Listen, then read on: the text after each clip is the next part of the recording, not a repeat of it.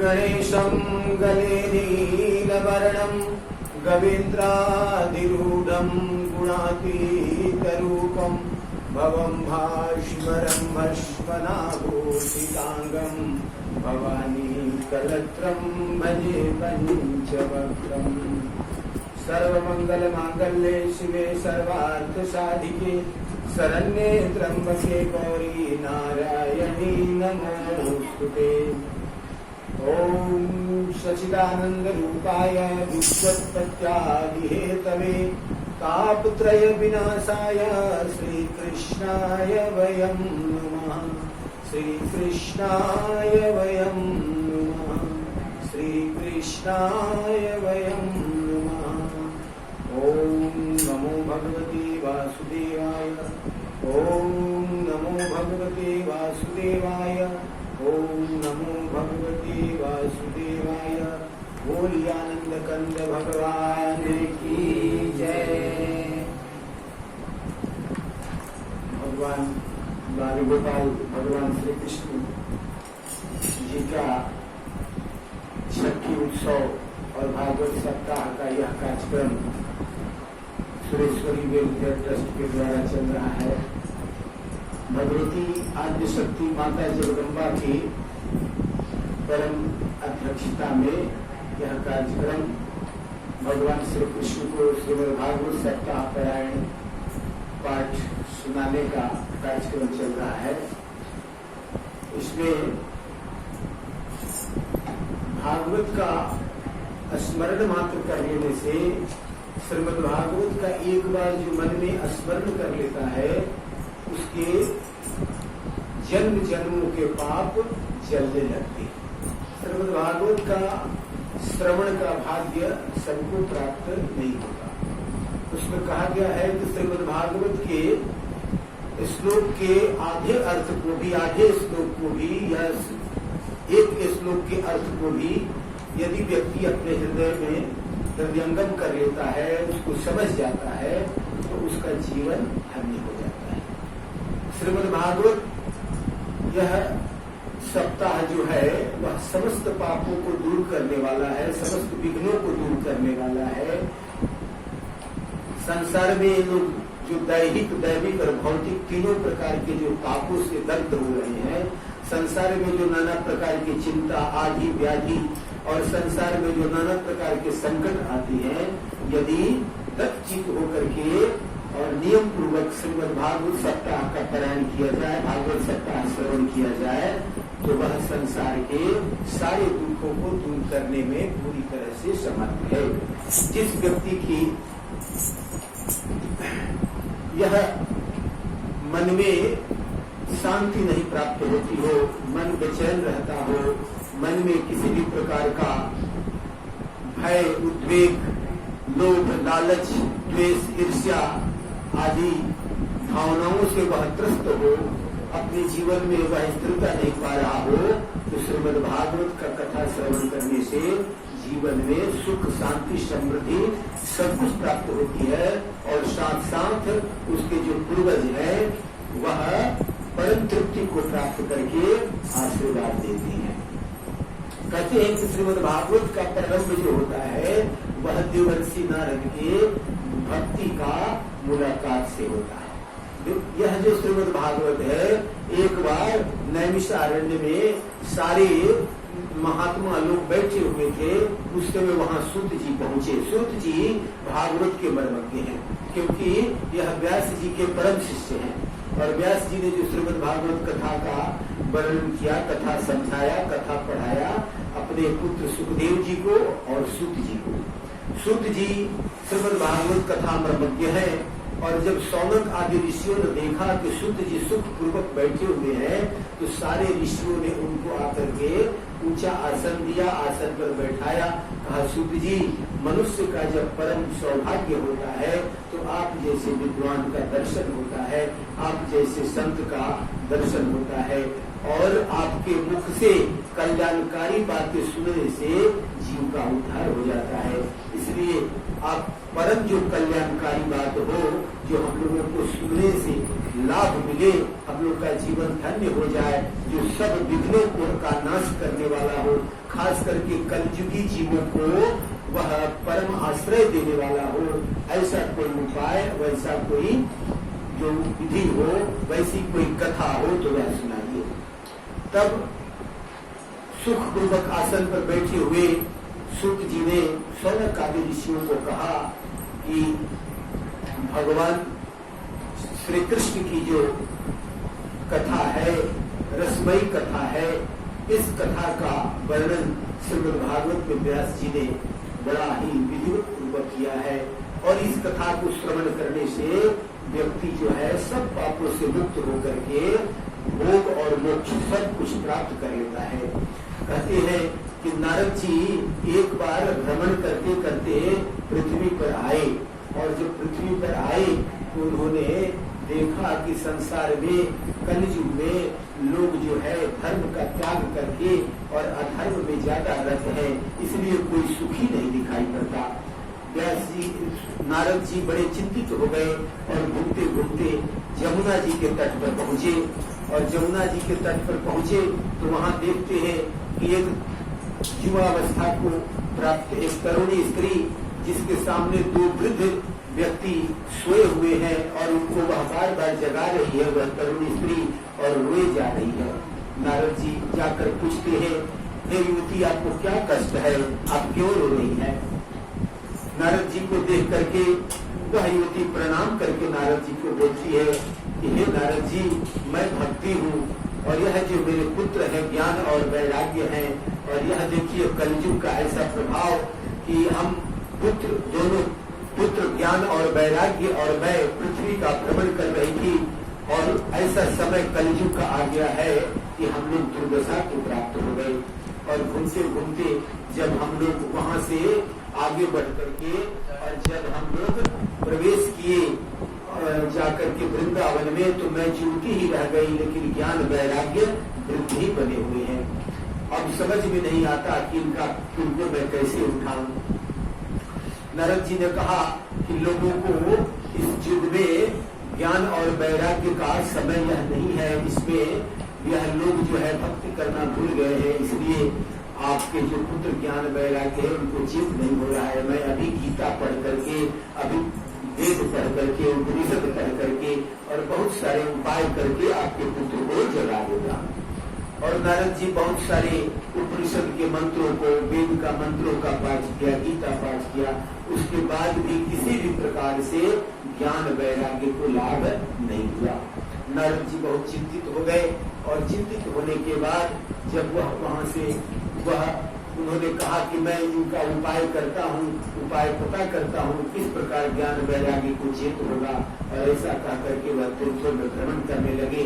और वहां जाकर के उनको सनत, सनातन, सनंदन और सनत कुमार, ये चारों भाई से मुलाकात हुआ, और उनसे प्रश्न किया, कहा कि हे सनत कुमार, आप लोग बड़े विद्वान हैं, अभी जो है हम बड़े चिंता में पड़े हुए हैं, और यह चिंता का कारण है कि भक्ति के जो पुत्र है ज्ञान वैराग्य, आप इनका किस प्रकार से इनका चेत हो कलयुग में, यह उपाय बताइए। सनक आदि ऋषियों ने नारद जी को कहा कि इनका चेत श्रीमद् भागवत से होगा। श्रीमद् भागवत कथा का श्रवण करने से व्यक्ति का ज्ञान वैराग्य भक्ति सब पुष्ट होता है। इसलिए नारद जी आप प्रयत्न पूर्वक इनको श्रीमद् भागवत कथा सुनाइए। नारद जी कहते हैं श्रीमद् भागवत में तो गीता उपनिषद वेद मंत्रों का ही सार समाया हुआ है। तो मैंने तो वेद भी पढ़ा, उपनिषद भी पढ़ा, गीता भी पढ़ा, उसके बाद भी ज्ञान वैराग्य को कोई चेत नहीं हुआ। तो श्रीमद् भागवत में ऐसा क्या है जिसका पाठ करने से इनको चेत हो जाएगा। तब ऋषियों ने कहा कि श्रीमद् भागवत जो है वह सब वेद उपनिषद गीता आदि जितने भी मंत्र हैं उन सबका सार भाग है, रस भाग है, और इसका पाठ करने से ज्ञान वैराग्य को बहुत ही लाभ होगा और वे ठीक हो जाएंगे। तब नारद जी ने प्रार्थना किया कि आप लोग स्वयं कथा वाचन कीजिए और मैं कथा श्रवण करूंगा। और इस प्रकार के सनक आदि ऋषियों ने नारद जी को कथा सुनाई है और श्रीमद् भागवत कथा के प्रभाव से भक्ति ज्ञान वैराग्य को पुष्टि प्राप्त होती है। तो यह जो श्रीमद् भागवत कथा है यह भक्ति को पुष्ट करने वाली कथा है, ज्ञान को पुष्ट करने वाली कथा है और वैराग्य को पुष्ट करने वाली कथा है। सनक आदि ऋषियों ने यह कथा बताई है कि नारद जी ने भागवत के द्वारा ज्ञान वैराग्य और भक्ति सबको संपूर्ण रूप से संतुष्ट किया है। कहते हैं कि इसमें भागवत महात्म्य में कथा आती है। आत्मदेव नाम के ब्राह्मण हैं, यद्यपि कि आत्मदेव नाम के जो ब्राह्मण हैं बहुत धनवान है, इनके पास बहुत पैसा रुपया है, बहुत धन है, ये कर्मकांडी ब्राह्मण है। यद्यपि कि इनके पास बहुत धन है फिर भी ये भिक्षाजीवी है और उनको लोभ छोड़ता नहीं। बहुत धन रहते हुए भी लोगों से भिक्षा लेना इनका कर्म है। और लेकिन पूर्व जन्म के पाप के कारण इनको कोई संतान नहीं होती और बड़े दुखी हो गए और दुखी होकर के एक दिन जंगल में जाकर अपना प्राण छोड़ना चाहते हैं। उसी समय एक संत से मुलाकात हुई, एक महात्मा से मुलाकात हुई। तो उस संत महात्मा ने कहा कि आपके भाग्य में पुत्र नहीं लिखा है और जिसके भाग्य में जो नहीं लिखा है यदि जबरदस्ती उसको प्राप्त करने के लिए कोशिश करता है, यदि उसे किसी प्रकार वह चीज मिल भी जाए तो वह उसके लिए किसी भी प्रकार से फायदेमंद नहीं होता है। कहते हैं कि चित्रकेतु को पुत्र को की प्राप्ति नहीं थी और बलपूर्वक ऋषियों से उन्होंने आग्रह किया और उनको जब पुत्र प्राप्त हुआ कुछ ही दिन के बाद वह पुत्र मर गया, जिसके कारण चित्रकेतु को बड़ा कष्ट उठाना पड़ा था। इसलिए सन्यासी महात्मा ने कहा कि हे आत्मदेव, तुम्हारे भाग्य में मैंने देख रखा है कि कोई संतान का योग नहीं है और संतान से तुमको कोई सुख प्राप्त नहीं होने वाली है। इसलिए तुम संतान का दुराग्रह त्याग करके संन्यास लेकर के और अपने आप को पुष्ट करो, क्योंकि संन्यास सब सुखों को देने वाला है। आत्मदेव कहते हैं महाराज आप या तो मुझे पुत्र दो या मरने की आज्ञा दो, क्योंकि मुझे पुत्र के सिवाय कुछ नहीं चाहिए। और इस प्रकार के जब वह हठ पकड़ लिए तो सन्यासी ने उन्हें फल प्रदान किया और कहा कि अपनी पत्नी को इसे खिला देना या पत्नी को फल खिला देना जिससे उसे पुत्र प्राप्त होगा। और यह पुत्र उसे कहना कि फल खाने के बाद 10 महीने तक वह नियम व्रत के साथ वह अपना जीवन बिताएगी, संयम पूर्वक जीवन जिएगी, जिससे पुत्र धर्मात्मा होगा। और उस ब्राह्मण देवता ने अपनी पत्नी धुंधली को वह फल में दिया और निश्चिंत हो गए। और उस धुंधली ने सोचा यह फल मैं खाऊंगी तो मुझे पुत्र होगा, पुत्र तो सौ में बड़ा पीड़ा है, बहुत सारा कष्ट है। इसलिए उस फल को उसने गाय को खिला दिया और अपनी बहन के यहाँ जो पुत्र हुआ था उस पुत्र को ले लिया और कहा यही मुझे पुत्र प्राप्त हुआ है। और गाय को चूंकि फल खिलाया था इसलिए गाय को भी पुत्र उत्पन्न हो गया, जिनका नाम गोकर्ण रखा गया। जिनका कान गाय के समान बड़ा बड़ा था इसलिए उनका नाम गोकर्ण हो गया। और उधर बहन के पुत्र को अपने पास रख करके वह जो धुंधली थी उस अपने पुत्र का नाम धुंधकारी रखा। और वह धुंधकारी जो था कुछ दिनों के बाद बहुत दुराचारी बन गया और माता पिता को बड़ा कष्ट देने लगा। और वह जो गाय से उत्पन्न हुए गोकर्ण महाराज थे वे बड़ा विद्वान हुए, बड़ा धर्मात्मा हुए और एक दिन बड़े दुखी होकर के आत्मदेव ने अपने पुत्र गोकर्ण से कहा, हे पुत्र, तुम बड़ा विद्वान हो, तुम बड़ा धार्मिक हो, तुमने वेद उपनिषद का बड़ा अध्ययन किया है, मेरा मन बड़ा उद्विग्न रहता है, पुत्र के दुख से मैं बड़ा दुखी हूँ, पुत्र का रोज जो है कुछ न कुछ मेरे पास उलाहना आता है और उस उलाहना से मैं बड़ा दुखी रहता हूँ, ऐसा कोई उपाय करो ताकि मैं इस दुख से मुक्त हो जाऊं, ऐसा कोई उपाय है तो बताओ। गोकर्ण जी कहते हैं, हे पिताजी, इस संसार के सार तत्व को आप समझ जाइए। यह जो शरीर है रक्त मांस हड्डी और मज्जा आदि से बना हुआ निर्मित शरीर है, यह एक ढांचा मात्र है, यह रहने वाला नहीं है, यह एक दिन चला जाएगा। और यह शरीर इसीलिए मिलता है कि इस मनुष्य जीवन में जीव जो है अपने कई जन्मों के पापों को दूर करके अपना लोक परलोक सुधार लेता है और लोक परलोक सुधार करके अपने जीवन को धन्य बनाता है।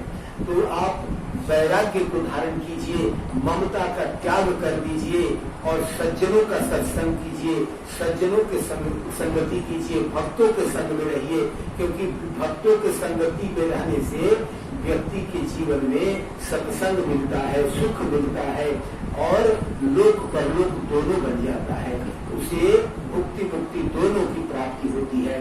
इसलिए हे पिताजी, आप भगवान श्री कृष्ण के दसम स्कंद का, श्रीमद् भागवत के दसम स्कंद का पाठ कीजिए और दसम स्कंद की कथा का श्रवण कीजिए। दसम स्कंद की कथा सुनने से आपकी सारी चित्त वृत्तियां शांत हो जाएंगी और आपका मन जो है भक्ति ज्ञान वैराग्य से परिपूर्ण हो जाएगा और आपका जीवन धन्य हो जाएगा।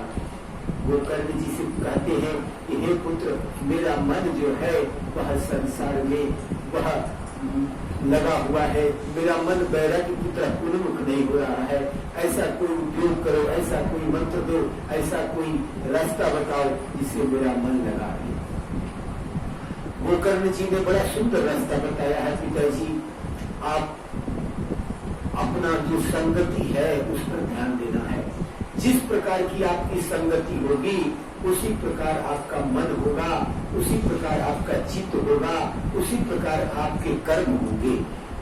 यदि आप सज्जनों के संग में रहेंगे, भक्तों के संग में रहेंगे, संतों के संग में रहेंगे तो आपका चित्त वृत्ति शांत होगा, मन शांत होगा, लोभ वृत्ति समाप्त हो जाएगी, मन में अहंकार का नाश हो जाएगा, मन से ईर्ष्या द्वेष आदि विकारों का नाश हो जाएगा और भगवान श्री कृष्ण का चिंतन करने से भगवान रसो वैसा, भगवान साक्षात रस है, भगवान स्वयं ज्ञान है, भगवान स्वयं मुक्ति है, भगवान स्वयं मुक्ति है। मुक्ति मुक्ति भोग और मोक्ष सब कुछ भगवान देने में समर्थ है।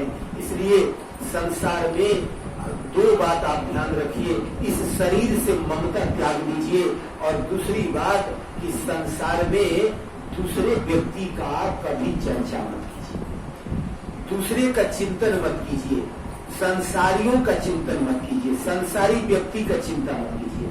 जब कभी किसी चिंता करनी ही है आपको तो किसी भक्त के बारे में सोचिए, किसी भक्त के बारे में चिंता कीजिए, भक्त की कथा सुनिए, भक्त के चरणों में रहिए, भक्त के शरण में रहिए और उसी के माध्यम से कथा कीर्तन लीला चिंतन यह मन में चलाते रहिए।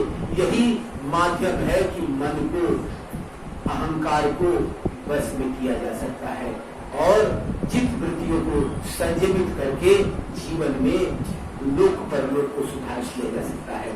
इस प्रकार से गोकर्ण जी ने अपने पिता आत्मदेव को उपदेश किया तो पिता की आज्ञा को मान करके पुत्र का उपदेश सुन करके आत्मदेव दसम स्कंद का पाठ करते करके अपने पुत्र को ही गुरु बना लिया और अपने पुत्र के उपदेश को हृदय में धारण किया और श्रीमद् भागवत के दसम स्कंद का पाठ करके आत्मदेव कल्याण को प्राप्त हुए और मोक्ष के भागी हुए। और उनकी जो पत्नी धुंधली थी वह अपने पुत्र के द्वारा नाना प्रकार से पीड़ित हुई और अंत में पुत्र ने उनका वध कर दिया और वध करने के बाद वह जो पुत्र था वह अंत में वेश्याओं द्वारा उनका वध हो गया और वध होने के बाद धुंधकारी प्रेत योनि को प्राप्त हुआ।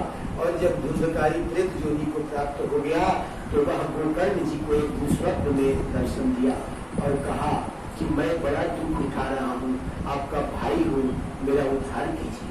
गोकर्ण जी ने कहा भाई तुम्हारे लिए तो मैंने गया जी में जाकर के श्राद्ध किया था, तो तुम्हारा मुक्ति नहीं हुआ क्या?